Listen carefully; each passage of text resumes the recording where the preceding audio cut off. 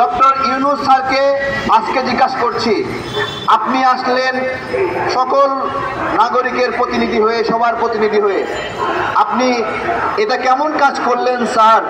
আপনি বলবেন যে আপনারা সরকার বানিয়ে জাতীয় নাগরিক পার্টি নামে একটা দলকে পৃষ্ঠপোষকতা করলেন, এইটা দেশের সঙ্গে বেইমানি কিনা? এটা রাজনৈতিক দলগুলোর সঙ্গে বেইমানি কিনা? আপনারা তাদেরকে সুযোগ সুবিধা দিলেন, পৃষ্ঠপোষকতা করলেন।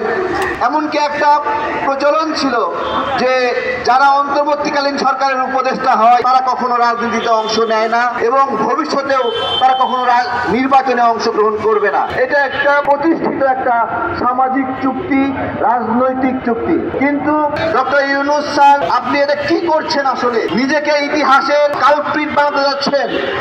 আপনাকে জিজ্ঞাসা করছি, ইতিহাসের কালপ্রিট হতে চান? কেন এটা করছেন? যে উপদেষ্টাদেরকে নির্বাচনের সুযোগ দেওয়ার পরিস্থিতি তৈরি করছেন। এবং আমরা জানতে পেরেছি যখন লন্ডন মিটিং হয়েছে সেই মিটিংয়েও ডক্টর ইউনূস স্যার শর্ত দিয়েছেন এই ছাত্র উপদেষ্টা যারা আছে বা উপদেষ্টাদের নির্বাচনে অংশগ্রহণ করতে হবে বা নির্বাচনে সুযোগ দিতে হবে।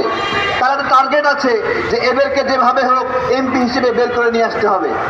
আমার কথা, কাউকে এমপি হয়ে বের করে নিয়ে আসা এটা কি জনগণের দায় নাকি সরকারের দায়? যে নির্বাচন আয়োজন করবে সে কি এই এজেন্ডা নিয়ে কাজ করতে পারে যে কয়েকজনকে এমপি হিসেবে বের করে নিয়ে আসবে? আজকে বিষয়গুলো আপনাদেরকে খুব সহজ মনে হচ্ছে, কিন্তু একদিন গিয়ে আপনাদেরকে মনে হবে ইতিহাসে একটা কালো অধ্যায় তৈরি করে রেখে গেছে যে অন্তর্বর্তীকালীন সরকারের উপদেষ্টারাও নির্বাচন করতে পারে। এখন সহজ মনে হচ্ছে, কিন্তু একসময় আপনারাই মানবেন না, আপনারাই বলবেন। ওই জন্য গতকালকে মনে হচ্ছিল আমরা তো শেখ হাসিনাকে অনেক গালি দিলাম, অনেক বকা দিলাম যে কেন সে সরকারের থেকে সুযোগ সুবিধা নিয়ে নিজেই নির্বাচনের আয়োজক এবং নিজেই প্রতিনিধি হতে চাই, প্রার্থী হতে চাই। আমরা গালি দিয়েছিলাম। আজকে আমার উপদেষ্টাদেরকে আমার বলতে ইচ্ছা, আপনাদের শেখ হাসিনা হওয়ার শখ জাগছে? আপনারা শেখ হাসিনা হতে চান? শেখ হাসিনা যেভাবে নিজেই নির্বাচনের আয়োজক, নিজেই নির্বাচনের প্রার্থী, এটা হতে চান? জীবন যাপন করবে। আমি ওই সকল উপদেষ্টাকে বলতে চাই, কারাগারে জীবন যাপন করবেন নাকি জনগণের সাথে জীবন যাপন করবেন সিদ্ধান্ত নেন।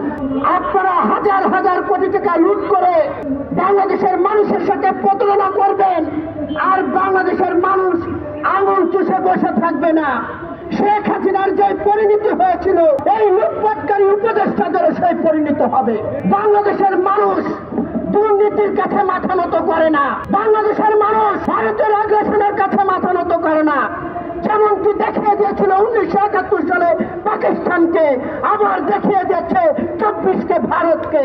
কাজেই আসুন, আজকের যে 4 দফা, এই 4 দফা আমাদের কোনো ব্যক্তি বা কোনো গোষ্ঠীর দফা নয়। এই 4 দফা কোন মানুষের দাবি। কোন মানুষের দাবি যদি অন্তর্বর্তী সরকারে যারা আছেন তারা যদি পূরণ না করতে পারেন তাহলে তাদের বিরুদ্ধে আমরা কোনো আন্দোলন করে তুলব। সকলকে ধন্যবাদ জানিয়ে আমি আমার কথা শেষ করছি।